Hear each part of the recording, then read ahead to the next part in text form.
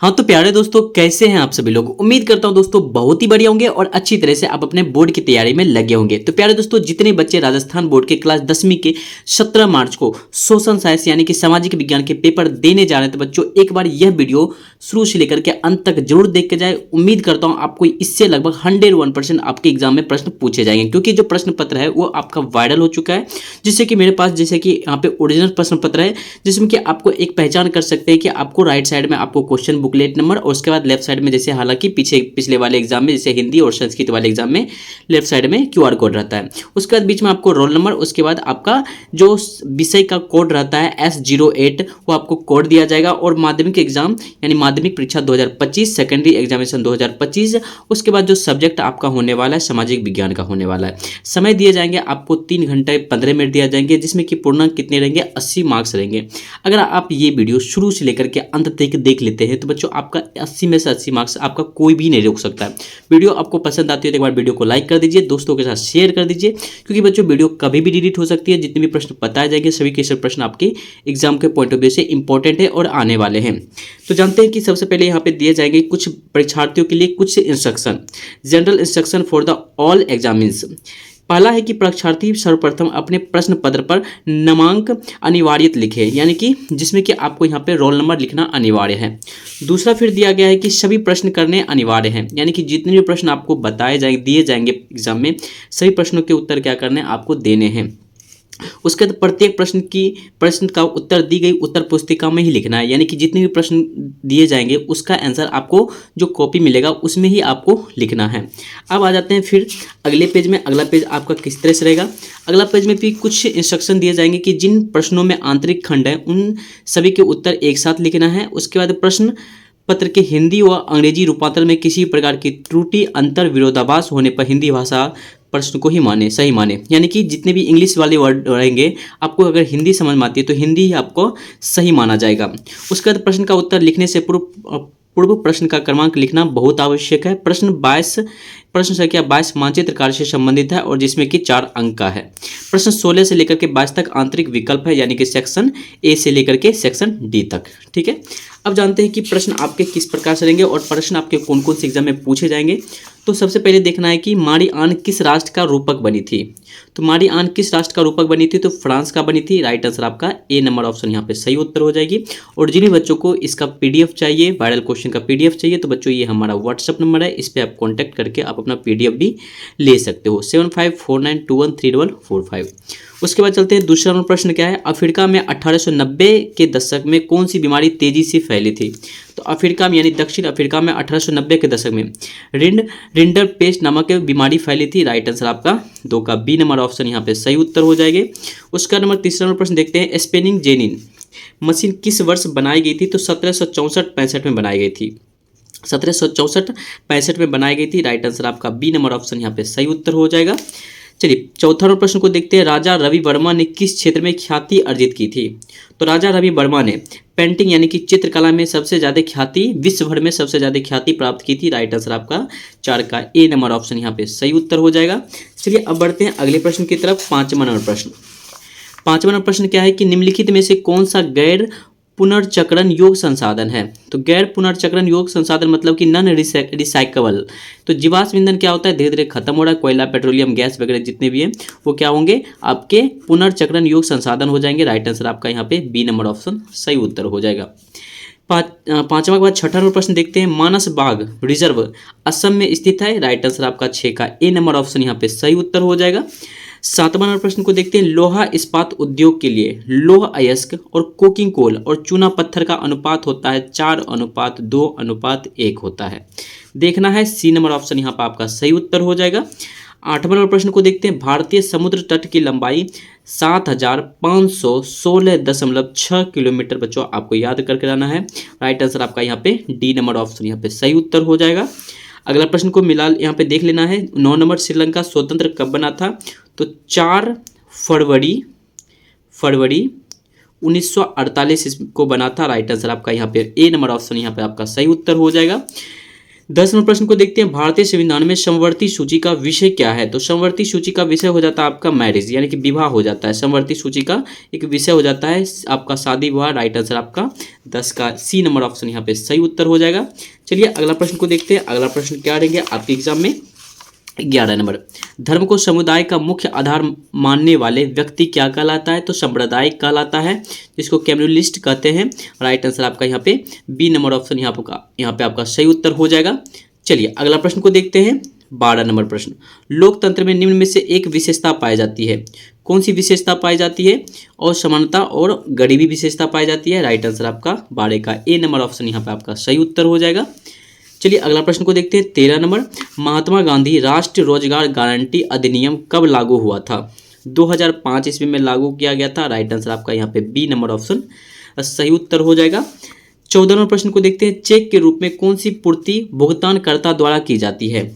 Which fulfilment in the format of cheque is filled by payer. बच्चों ये होता है अकाउंट नंबर के थ्रू। क्या होता है? अकाउंट नंबर के थ्रू होता है, यानी कि खाता संख्या के थ्रू होता है। सही ऑप्शन आपका ए नंबर ऑप्शन यहाँ पे सही उत्तर हो जाएगा।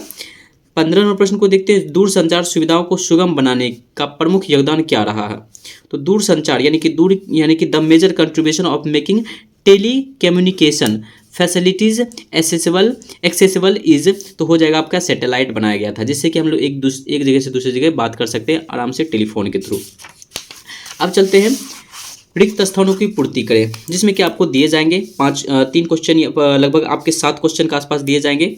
पहला है कि आर्थिक महामंदी की शुरुआत सबसे पहले 1928 ईस्वी में से चालू हुई थी, ऐसे 1929 ईस्वी कहा जाता है। राइट आंसर आपका 1929 ईस्वी हो जाएगी, जिसमें कि ग्रेट डिप्रेशन स्टार्ट हुआ था, जिसको बोलते हैं विश्वव्यापी संकट। ठीक है, राइट आंसर आपका 1929 हो जाएगा। किस शहर में पहला कपड़ा मिल 1854 ईस्वी में प्रारंभ हुई थी? सबसे पहले हुई थी बम्बई में। राइट आंसर आपका बम्बई हो जाएगा। उसके बाद सोन नदी का सहायक नदी, सोन नदी का सहायक नदी आपका कौन सा हो जाएगा? तो बच्चों सोन नदी का सहायक नदी आपका हो जाएगा रिहंद हो जाएगा। ठीक है, रिहंद नदी हो जाएगा। उसके बाद बेल्जियम में एक ही भाषा बोलने वाले लोग तीसरे स्तर की सरकार चुनते हैं, जिसे क्या कहते हैं? एक सामुदायिक सरकार कहते हैं। क्या कहते हैं? सामुदायिक सरकार कहते हैं। उसके बाद 5वां नंबर प्रश्न है कि अधिकारों अवसरों के मामलों में स्त्री और पुरुष की बराबरी की मांग डैश आंदोलन करता है? तो नारीवादी आंदोलन करता है। राइट आंसर आपका नारीवादी हो जाएगा। उसके बाद चलते हैं अगले प्रश्न की तरफ। किस कृषि को यानी डैश को कृषि एवं सहायक क्षेत्र भी कहा जाता है? बच्चों प्राथमिक क्षेत्र को कृषि एवं सहायक क्षेत्र भी कहा जाता है, जिसमें कि कृषि वगैरह आते हैं। राइट आंसर आपका प्राथमिक क्षेत्र हो जाएगा। उसके बाद 7वां प्रश्न को देखते हैं। प्रौद्योगिकी में तीव्र उन्नति प्रमुख कारक है जिनसे डैश को उत्प्रेरित किया जाता है। किसे उत्प्रेरित किया जाता है? तो वैश्वीकरण को उत्प्रेरित किया जाता है। वैश्वीकरण को उत्प्रेरित किया जाता है। राइट आंसर आपका वैश्वीकरण हो जाएगा। अब चलते हैं फिर अगले प्रश्न की तरफ। अगला प्रश्न फिर आपके एग्जाम में क्या पूछे जाएंगे? फिर आ जाएंगे 2 नंबर का सब्जेक्टिव, जिसमें कि दिया गया है कि अति लघुरात्मक, यानी कि आपको 20 से 30 शब्द के अंदर ही लिखना है इसका आंसर। पहला प्रश्न रहेगा आपका, जापान के किस शहर को पहले एदो कहा जाता था? दूसरा नंबर प्रश्न रहेगा, प्रोटेस्टेंट धर्म सुधारक की शुरुआत किस धर्म सुधारक ने की थी?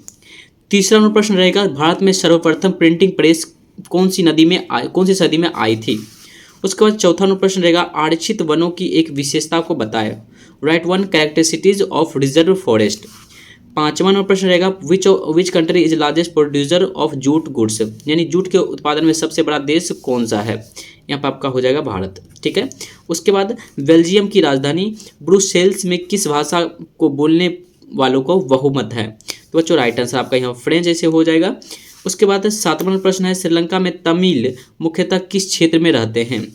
उसके बाद 8वां प्रश्न है, भारत में हिंदी सहित कुल कितनी भाषाओं को संविधान में अनुसूचित भाषा का दर्जा दिया गया है? उसके बाद 9वां प्रश्न है, असंगठित क्षेत्र में श्रमिकों की कोई एक समस्या को लिखना है। 10वां प्रश्न रहेंगे आपके, भारत में आर्थिक नीतियों को दूरगामी परिवर्तन किस वर्ष प्रारंभ हुए थे? ये सभी आपके एक एक नंबर के प्रश्न रहेंगे, जिसमें कि आपको एक एक नंबर में और उसके बाद एक एक लाइन में भी लिख सकते हैं इसका आंसर। उसके बाद चलते हैं चौथा नंबर, जिसमें कि आपके लघुरात्मक होंगे शब्द सीमा मुश्किल से 50, उसमें रहेंगे 10 से 20, 20 से 30 और इसमें रहेंगे 50। चौथा नंबर प्रश्न आपका यहाँ पे है, ब्रिटेन वुड्स यानी कि ब्रिटेन होता है, ब्रिटेन वुड्स संस्थान पर टिप्पणी लिखना है। पांचवा नंबर प्रश्न रहेगा, आदि औद्योगिकरण किसे कहते हैं? काली मृदा का संक्षेप वर्णन करें। बहुउद्देशीय परियोजना का दोष क्या है? आठवां नंबर प्रश्न रहेगा, राज्य राजमार्ग की प्रासंगिकी जानकारी लिखना है।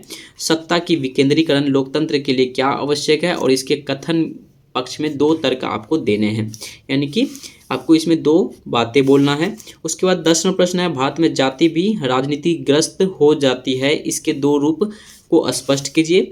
11 नंबर प्रश्न रहेगा, भारत में राजनीतिक दलों के भीतर लोकतंत्र का अभाव एक क्या है? बहुत बड़ी चुनौती है। इस कथन पर आप थोड़ा सा अपना मत स्पष्ट कीजिए। फिर चलते हैं अगले प्रश्न की तरफ। ये आपका खंड ब का हो गया। अब चलते हैं खंड सी में भी आपसे पहले आपके 3 प्रश्न और हैं कि लोकतंत्र एक उत्तरदायी, जिम्मेवार और वैध शासन है, इस कथन में संक्षेप लिखिए। और साक्षरता दर क्या है? What is literacy rate? और वैश्वीकरण प्रक्रिया में बहुराष्ट्र कंपनियों का क्या मुख्य भूमिका है? उपभोक्ता विवादों को निपटारे के लिए कहाँ अपील कर सकते हैं? सर्वोच्च न्यायालय। ठीक है। सेक्शन सी में आते हैं, दीर्घ उत्तरीय यानी कि लगभग आपको 100 शब्दों में प्रश्न के उत्तर लिखने हैं। इटली के एकीकरण में इटली की राजनीतिक स्थिति का संक्षिप्त वर्णन करना है, अथवा राष्ट्र का दृश्य कल्पना किस लकार प्रस्तुत की गई, समझाइए। भारत में चाय उत्पादन के लिए आवश्यक भौगोलिक दशाओं एवं उत्पादन क्षेत्र का वर्णन करें। भारत में रबर उत्पादन के लिए आवश्यक भौगोलिक दशा एवं उत्पादनों का वर्णन करें। ये आपका हो गया खंड शो का। उसके बाद चलते हैं खंड 100 का भी 2 प्रश्न और हैं कि राजनीतिक दलों की आवश्यकता के कई 3 कारण स्पष्ट करना है, या फिर राजनीतिक दल का अर्थ बताते हुए कोई 2 प्रमुख कार्य स्पष्ट करना है। 19वां प्रश्न रहेगा, भारत में तृतीय क्षेत्र जिसको बोलते हैं सेवा क्षेत्र महत्वपूर्ण हो गया, इस कथन पे कोई 3 तर्क दीजिए। आप सार्वजनिक और निजी क्षेत्र को अंतर किस तरह से स्पष्ट करेंगे। और डी नंबर ऑफ आते हैं सेक्शन में कि इसमें लगभग आपको 250 शब्दों में लिखना है। राष्ट्रीय आंदोलन में महात्मा गांधी के योगदान का विस्तार से वर्णन करें। उसके बाद फिर आ जाता है नमक यात्रा का वर्णन करें। 21वां प्रश्न रहेगा, किसी एक पर टिप्पणी लिखना है, ऋण की शर्तें या फिर मुद्रा के कार्य या फिर भारत में अनौपचारिक शाखा की स्थिति को समझाना है। फिर चलते हैं अगले प्रश्न की तरफ। 22 नंबर की प्रश्नों का उत्तर दिए गए मानचित्र में देखिए, यानी कि आपको मानचित्र दिए जाएंगे। मानचित्र में रत्नागिरी, चित्रदुर्ग, उसके बाद बेलाडेला, मयूरभंज, उसके बाद बल्लाड़ी, चंद्रपुर, गोवा, दुर्ग, इनमें से कोई भी आपका मानचित्र में आपको क्या करना है, मानचित्र में इसमें बताना है कि मानचित्र में आपका कौन क्या कहाँ पे है, इनके बारे में क्या करना है आपको मानचित्र में लिखना है। इतना ही प्रश्न लेकर के आपके एग्जाम में जो प्रश्न पूछे जाएंगे, तो इतना खत्म हुआ। उम्मीद करता हूँ ये वीडियो आपको पसंद आई होगी। अगर पसंद आएगी तो एक बार वीडियो को लाइक कर दीजिए, चैनल पर नए हो तो चैनल को सब्सक्राइब करके बेल आइकन को जरूर ऑन कर दीजिए। मिलते हैं नेक्स्ट वीडियो को लेकर, तब तक के लिए बाय बाय।